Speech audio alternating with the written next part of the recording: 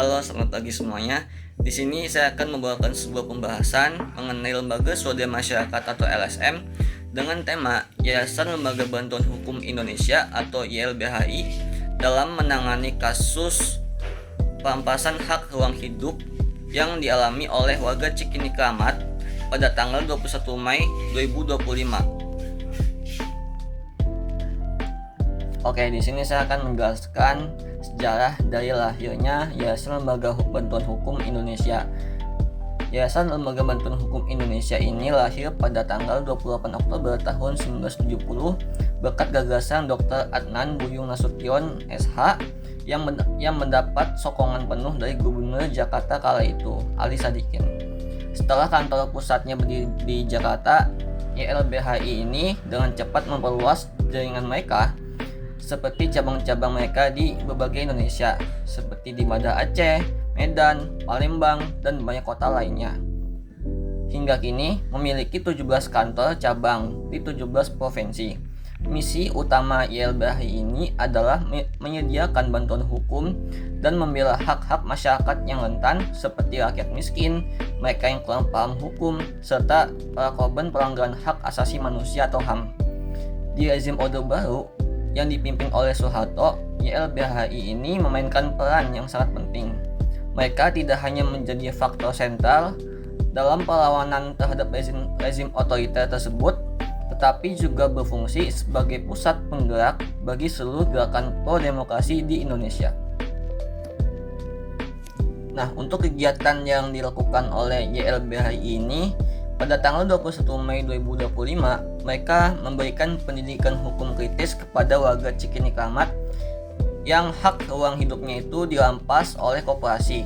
Dalam kasus ini, warga Cikini Kramat Kecamatan Menteng Kota Jakarta Pusat, hak ruang hidup mereka itu dirampas semenang-menang oleh beberapa perusahaan, terutama oleh RAB Group dan PT Alfa Glory Perkasa atau AGP, tanpa dasar hukum yang jelas, yang dimana ruang hidup yang dimaksud itu adalah jalan yang satu-satunya bisa diakses oleh publik untuk beraktivitas, dikarenakan pada area belakang pemukiman itu berbatasan dengan Sungai Ciliwung, dan hal ini akan berdampak kepada 13 RT yang dihuni 515.000 warga, dan dampak ini akan meluas juga dengan tercabutnya hak-hak pedagang kuliner, pedagang pasar kembang, aktivitas sosial kebudayaan masyarakat, aktivitas keagamaan, dan juga ruang hidup lainnya.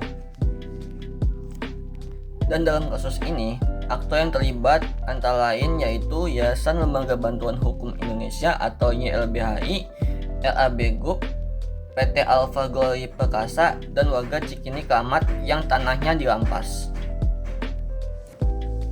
Pada inti argumen ini, menurut saya, perampasan ruang hidup seperti ini kerap terjadi di berbagai tempat.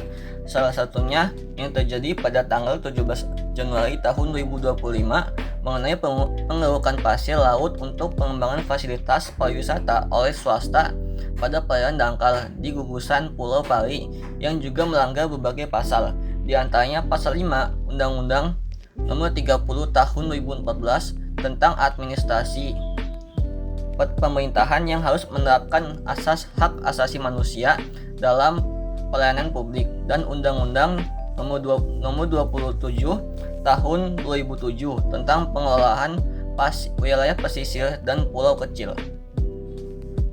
Kasus yang dialami oleh warga Cikini Kramat memanglah sangat merugikan, apalagi karena area tersebut merupakan jalan satu-satunya bagi warga Cikini Barat, dan hal ini akan berdampak kepada ekonomi warga sekitar karena menghilangkan beberapa pekerjaan sampai kegiatan sosial sehari-hari. Seharusnya pemerintah bisa mengambil tindakan tegas untuk mengatasi perampasan hak ruang hidup yang dilakukan oleh beberapa perusahaan secara sepihak, seperti kasus perampasan hak ruang hidup warga Cikini Kramat ini. Dan menurut saya, bukan hanya lembaga swadaya masyarakat saja yang harus bergerak, namun juga kita semua bergerak dalam melawan ketidakadilan secara sepihak seperti ini. Oleh karena itu, untuk mengetahuinya lebih lanjut, saya melakukan wawancara dengan seseorang yang menggeluti bidang hukum, yaitu Kosa Aditya Imam Syuhada, SH, CPM, CPLA, untuk mengetahui lebih lanjut dalam perihal kasus perebutan hak hidup dari warga Cikini Keramat ini. Oke, baik. Terima kasih Bapak Dio atas pertanyaannya. Sebelumnya kita kenal terlebih dahulu bahwa YLBHI ini adalah sebuah LSM yang juga dia mempunyai LBH ya, yang terfokus kepada hukum. Kemudian kita harus mengacu kepada tugas dan fungsi lembaga bantuan hukum itu sendiri. Eee, Tugas dan fungsi LBH itu diatur di dalam Undang-Undang Nomor 16 Tahun 2011 tentang bantuan hukum. Di sini dijelaskan bahwa tugas dan fungsi dari LBH atau lembaga bantuan hukum adalah pertama memberikan bantuan hukum, kemudian mewujudkan akses keadilan, mendampingi dalam proses hukumnya, kemudian melakukan advokasi kebijakan-kebijakan pemerintah misalkan, kemudian melakukan penyidikan dan penyuluhan hukum, kayak gitu. Nah, dari dasar hukum ini, eee, di dalam Undang-Undang 16 tahun 2011 ini, tertuang praktiknya di dalam, kasus di Cikini ini, kayak gitu. Karena apa? Yang pastinya pemerintah ini menyediakan lembaga bantuan hukum untuk menyeimbangkan antara kekuasaan yang dimiliki oleh pemerintah, kekuasaan yang dimiliki oleh aparatur negara, kekuasaan yang dimiliki oleh, perusahaan-perusahaan yang dalam hal ini kan, masyarakat berbenturan dengan, eee perusahaan yang jelas kekuasaannya itu jauh lebih tinggi ketimbang masyarakat itu sendiri. Baik dari sisi pengetahuan, kemudian dari sisi ekonomi, jelas, masyarakat ini kalah, misalnya gitu ya. Nah, tugas dan fungsi, YLBHI ini juga terpraktek di dalam ini. Kemudian apa, tercerminnya dari apa, kemudian YLBHI ini memberikan bantuan hukum, pendampingan, seperti itu ya. Pendampingan ini, eee baik dari penyelidikan, penyidikan, istilahnya kayak gitu. Karena apa? Untuk mendapatkan akses hukum yang layak kepada masyarakat itu kan, butuh apa ya, butuh sesuatu hal yang harus, dipelajari terlebih dahulu. Nah, kemudian tugas dari YLBH ini atau LBH adalah memberikan bantuan atau pendampingan hukum secara gratis. Jadi, YLBH ini membalanskan antara kekuasaan yang dimiliki oleh suatu perusahaan atau instansi, untuk menyeimbangkan antara kekuasaan masyarakat dan juga kekuasaan, perusahaannya, istilahnya seperti itu. Nah, dalam kasus ini, YLBHI juga melakukan pendampingan gitu, pendampingan di dalam, masyarakat, baik berupa penyidikan kasus-kasusnya gitu kan, surat menyurat dari BPN, kemudian dari tingkat pemerintahnya seperti apa, misalnya kayak gitu ya. Karena apa? Banyak kasus-kasus serupa juga yang bukan hanya terjadi di Cikini gitu ya. Kasus-kasus serupa ini antara, pertarungan atau misalkan kasus masyarakat berlawanan dengan perusahaan, misalnya kayak gitu. Karena, eee, begini Bapak Dio ya, karena masyarakat itu terkadang dia itu kan awam ya, gitu. Awam itu kemudian, banyak surat-surat yang mungkin dia tertarik karena PTSL segala macamnya, kemudian, sertifikasi gratis. Nah, akhirnya ini dimanfaatkan oleh oknum-oknum, ya, dimanfaatkan oleh oknum-oknum ini untuk mendapatkan, sertifikasi atau dimanfaatkan oleh oknum atau mafia tanah ini untuk menggandakan tanah. Nah, dalam kasus Cikini ini, fungsi YLBH ini bukan untuk memenangkan masyarakat, tapi bagaimana, apa ya, pembuktian hukumnya. Apakah benarkah pemilik asli dari tanah tersebut adalah masyarakatnya, ya kan? Atau memang dari legal standing,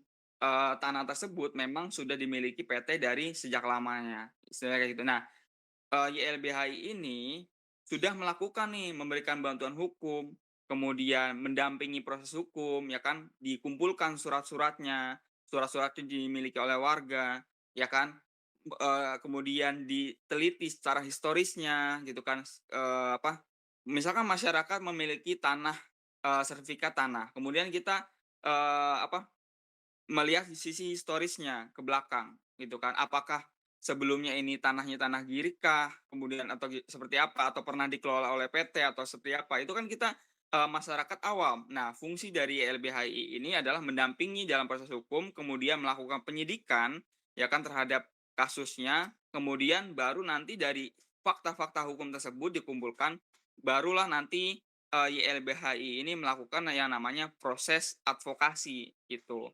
Nah, proses advokasi ini berdasarkan dari data. Misalkan didapatkan bahwa memang betul nih masyarakat dari eh, Cikini ini memang pemilik sah dari sebelum-sebelumnya, misalnya gitu. Nah, dari sini ini kan perlu ada pembuktian di mana celah eee, mafia tanah kah untuk merebut atau misalkan membuat sertifikasi ganda tersebut, kapan gitu kan prosesnya, apakah ada proses pengumpulan sertifikat secara massalkah terlebih dahulu atau misalkan seperti apa, kayak gitu. Nah, kalau kalau misalkan masyarakat yang terjun langsung, itu kan nggak bisa ya, gitu, terbatas. Nah, makanya fungsi dari YLBHI ini baru, tercermin dalam kasus di Cikini. Kemudian dari pendampingan hukum, kemudian advokasi hukum, nanti yang didapatkan itu adalah keadilan gitu, keadilan hukum yang, menjadi goals-nya.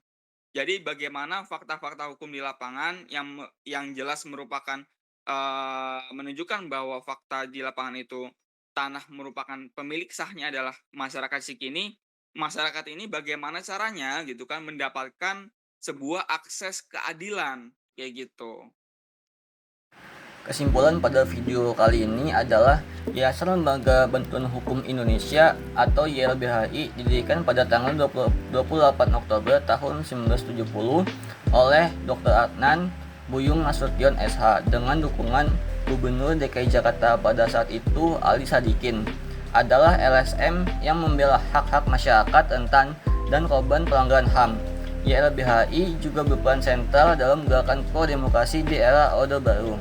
YLBHI LSM yang didirikan pada tahun 1970 ini aktif membela hak masyarakat rentan.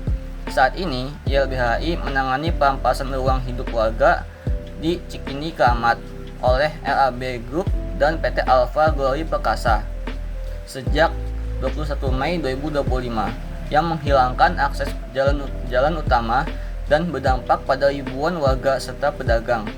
Saya juga menekankan bahwa perampasan ini kerap terjadi, serupa dengan kasus Pulau Pari pada Januari tahun 2025, dan pemerintah harus bertindak tegas serta semua pihak perlu melawan ketidakadilan ini.